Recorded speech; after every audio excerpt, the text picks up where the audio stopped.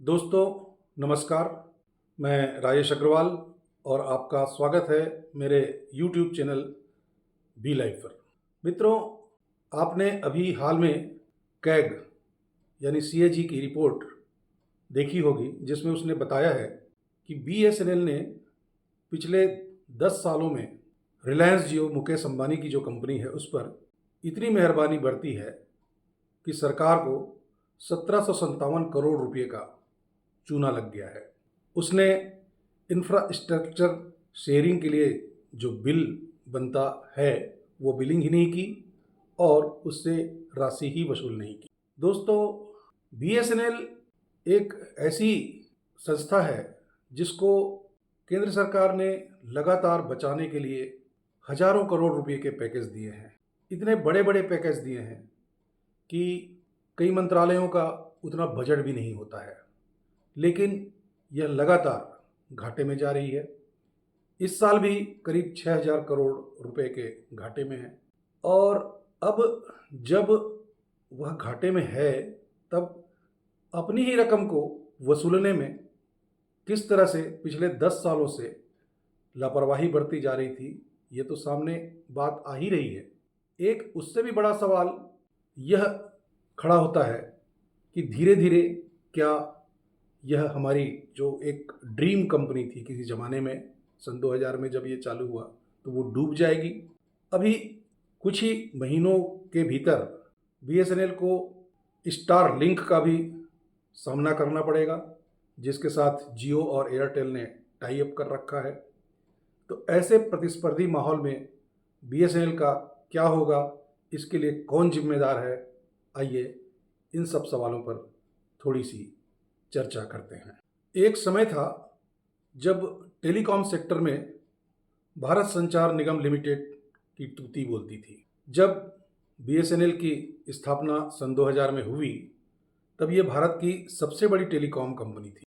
उस समय भारत में लैंडलाइन और मोबाइल सर्विसेज का चलन था और BSNL का पूरे देश में सबसे ज़्यादा कवरेज था। साल 2004-05 तक BSNL का प्रॉफिट 10,000 करोड़ रुपये के आसपास था। ग्रामीण इलाकों में जहां प्राइवेट प्लेयर्स जाने से कतराते थे, BSNL ने वहां अपनी पहुंच और पहचान बनाई। उस समय BSNL के पास करीब 4.5 करोड़ लैंडलाइन कनेक्शन थे और मोबाइल सब्सक्राइबर की संख्या भी तेजी से बढ़ रही थी। लेकिन फिर शुरू हुआ प्राइवेट कंपनियों का दौर। रिलायंस, एयरटेल, आइडिया जैसी कंपनियों ने मार्केट में एंट्री की और टेक्नोलॉजी के साथ सस्ते प्लान्स लाकर उसने ग्राहकों को अपनी ओर खींचना शुरू किया। नतीजा, BSNL पिछड़ने लगा। दोस्तों, एक समय था जब टेलीकॉम सेक्टर में BSNL की तूती बोलती थी। साल 2000 में जब BSNL की स्थापना हुई, तब ये भारत में सबसे बड़ी टेलीकॉम कंपनी थी। उस समय भारत में लैंडलाइन और बेसिक मोबाइल सर्विसेज का ज़माना था और BSNL के पास देश भर में सबसे ज़्यादा कवरेज था। साल 2004-05 में BSNL का प्रॉफिट 10,000 करोड़ रुपए के आसपास था। ग्रामीण इलाकों में जहां प्राइवेट प्लेयर्स जाने से कतराते थे, वहां BSNL ने अपनी पहुंच बनाई। उस समय BSNL के करीब 4.5 करोड़ लैंडलाइन कनेक्शन थे और मोबाइल सब्सक्राइबर की संख्या भी बड़ी तेजी से बढ़ रही थी। लेकिन फिर शुरू हुआ प्राइवेट कंपनियों का दौर। रिलायंस, एयरटेल और आइडिया जैसी कंपनियों ने मार्केट में एंट्री की। वे नई विदेशी टेक्नोलॉजी के साथ और सस्ते प्लान लेकर ग्राहकों के बीच उतरे और नतीजा, धीरे धीरे BSNL इनसे पिछड़ने लगा। अपनी स्थापना के सिर्फ 9-10 साल के भीतर सन 2009-10 में इसके घाटे में आने की शुरुआत हो गई। टेक्नोलॉजी में पिछड़ना, खराब मैनेजमेंट और प्राइवेट कंपनियों के सस्ते डेटा प्लान्स ने BSNL को मार्केट से बाहर धकेलना शुरू कर दिया। हालत यह हुई कि 2016 तक BSNL का घाटा 8,000 करोड़ रुपये से ज़्यादा हो गया था। ऐसा नहीं है कि केंद्र सरकार इस पतन को आंख मूंद कर देख रही थी। उसने कई बार BSNL को बचाने की कोशिश की। सन 2019 में सरकार ने 69,000 करोड़ रुपये का रिवाइवल पैकेज दिया, जिसमें VRS यानी वॉलेंट्री रिटायरमेंट स्कीम के तहत 92,000 कर्मचारियों को रिटायर कर दिया गया ताकि खर्च घटाया जा सके। मगर इसके बावजूद स्थिति नहीं सुधरी। कोविड-19 के दौरान यानी 2020 में जब प्राइवेट टेलीकॉम कंपनियों की कमाई बढ़ रही थी, बीएसएनएल अपने कर्मचारियों को सैलरी भी नहीं दे पा रहा था। कर्मचारी हड़ताल पर चले गए और उसकी हालत बद से बदतर होती गई। इसके बाद 2022 में 1,64,000 करोड़ रुपये, कितनी बड़ी रकम है आप अंदाज़ा लगाइए, 1,64,000 करोड़ रुपये का दूसरा रिवाइवल पैकेज दिया गया, जिसमें 4G सर्विसेज को रोल आउट करने यानी उसको तेज़ी से मजबूत करने और कंपनी को फिर से खड़ा करने की योजना बनाई गई थी। इसके बावजूद बीएसएनएल कभी घाटे से उबर नहीं पाया।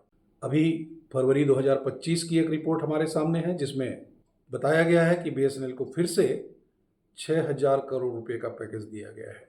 जब लाखों करोड़ के पैकेज, 1 लाख करोड़, 1.5 लाख करोड़ तक के पैकेज मिलने के बावजूद बीएसएनएल अपने आप को उबार नहीं सका, तो क्या ये 6,000 करोड़ रुपए का पैकेज उसे फिर से खड़ा करने में मदद करेगा?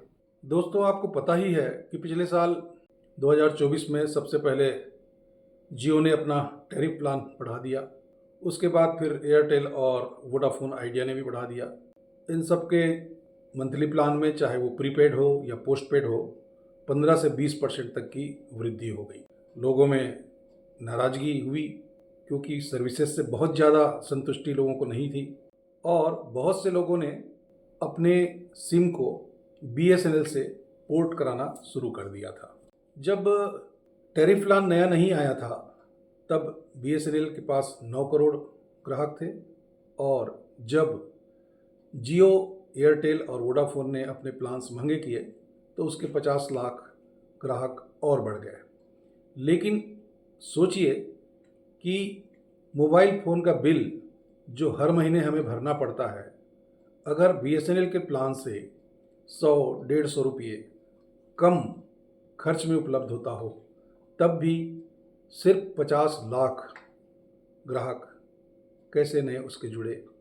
बाकी लोगों ने क्यों अपना ऑपरेटर नहीं बदला? ये भी एक सवाल उठता है। दरअसल बीएसएनएल के साथ दिक्कत उसकी सर्विस क्वालिटी और टेक्नोलॉजी की है। जहां जियो और एयरटेल 5G सर्विसेज दे रहे हैं, वहीं बीएसएनएल अभी तक 4G को ही पूरी तरह से फैला नहीं पाया है। ग्राहक भले ही आज सस्ते प्लान्स की वजह से बीएसएनएल की ओर आए, लेकिन ख़राब नेटवर्क और सर्विस ठीक नहीं होने की वजह से वे कितने दिन टिकेंगे कह नहीं सकते। इसी बीच ट्राई ने एक नियम लागू कर दिया सभी ऑपरेटरों के लिए कि किसी को जबरन आप डेटा प्लान नहीं दे सकते हैं। आप सिर्फ कॉलिंग की सुविधा वाले सस्ते प्लान भी शुरू करिए।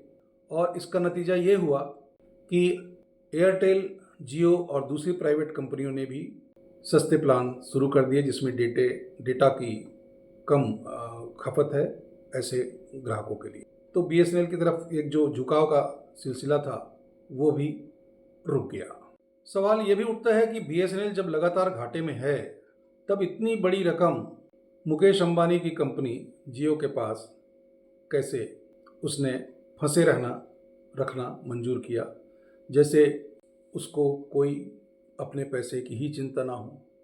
सन 2012 से 2022 तक उसने बिलिंग ही नहीं की। कैग की रिपोर्ट में यह भी कहा गया है कि ये बिलिंग सही तरीके से भी नहीं की गई है। मतलब इशारा ये है कि शायद ठीक तरह से बिलिंग होती तो और ज़्यादा ये रकम बढ़ सकती होगी। अब इसे जानबूझकर ऐसा किया गया हम अपनी तरफ से नहीं कह सकते हैं, लेकिन कैग की रिपोर्ट में इसे मैनेजमेंट की विफलता और लापरवाही के रूप में ही दर्ज किया गया है। सोशल मीडिया पर जो पोस्ट चल रहे हैं उसमें ज़रूर सवाल उठाया गया है कि ये लापरवाही अनजाने में नहीं हुई होगी, इसके पीछे कोई बड़ा खेल हो सकता है। कुछ यूजर्स ने इसे घोटाला भी करार दिया है और सुझाव दिया है कि केंद्र सरकार को इस पर ध्यान देना चाहिए और लापरवाह मैनेजमेंट पर कठोर कार्रवाई करनी चाहिए। कुछ लोगों का तो यह भी कहना है, जो पोस्ट देखे मैंने उसमें केंद्र सरकार के इशारे पर यह हुआ हो सकता है और इसका मकसद ये है कि कारपोरेट्स को जो फ़ायदा सरकार पहुंचाना चाहती है, कुछ लोग सरकार में बैठे हुए लोग उन्होंने पहुंचाया है, लेकिन इसका कोई हमारे पास ठोस सबूत नहीं है, कोई जानकारी नहीं है। सोशल मीडिया पे तरह तरह के जो पोस्ट आते हैं उनमें ये बात कही गई है। आप यह देखिए कि हम अगर किसी महीने का प्रीपेड रिचार्ज नहीं करा पाते हैं तो या तो आउटगोइंग की सर्विस छीन ली जाती है या इनकमिंग की छीन ली जाती है और फिर 2-4 दिन बाद वो सेवा ही बंद हो जाती है। पोस्ट पेड प्लान में भी हफ्ते 15 दिन की आपको सुविधा दे दी जाती है, लेकिन बड़ी सख्ती के साथ फिर आपको नया रिचार्ज या बिल पेमेंट करना ही पड़ता है। दूसरी तरफ इतनी उदारता से BSNL ने 10 साल तक अपने इंफ्रास्ट्रक्चर का इस्तेमाल जियो को करने दिया और बिल देना वसूलना भूल गया। बात यह है कि यह BSNL की अपनी प्रॉपर्टी नहीं है, हमारी अपनी है, देश की है, हमारी अपनी संपत्ति है, हमारे टैक्स से खड़ा किया गया संस्थान है ये। मगर BSNL के जो शीर्ष अधिकारी बैठे हुए होंगे शायद उनको इस बात की चिंता नहीं है कि BSNL किधर जा रहा है। आप देखिए कि अभी चलिए जहां हजारों करोड़ रुपए डूब चुके हैं, ये 1757 करोड़ 60 लाख रुपए और सही, मगर बात यह है कि अगर इसी तरीके से BSNL चलता रहा तो साल 2 साल में क्या ये कंपनी बच पाएगी? ये सवाल इसलिए है क्योंकि टेलीकॉम सेक्टर में इसी साल के भीतर बहुत बड़े बदलाव की आहट हो चुकी है। जी हाँ, एलन मस्क की कंपनी स्टारलिंक भारत में एंट्री करने जा रही है। इसने जियो और एयरटेल के साथ करार किया हुआ है। BSNL के साथ इसने डील में कोई दिलचस्पी नहीं दिखाई। जाहिर है कि इंफ्रास्ट्रक्चर में भारी कमी है BSNL की, कोई भी उस पर दांव नहीं लगाना चाहेगा और जियो तथा एयरटेल के पास एक अच्छा इंफ्रास्ट्रक्चर बेस है, अत्याधुनिक टेक्नोलॉजी है और उसकी पहुंच भी बहुत भीतर तक देश के हिस्सों में हो चुकी है। कस्टमर बेस है उसका, सब जगह नेटवर्क फैला हुआ है। ऐसी स्थिति में जब जियो और एयरटेल के आने के बाद BSNL लगातार घाटे में जाती रही, अब स्टारलिंक के आ जाने के बाद उसकी क्या हालत होगी?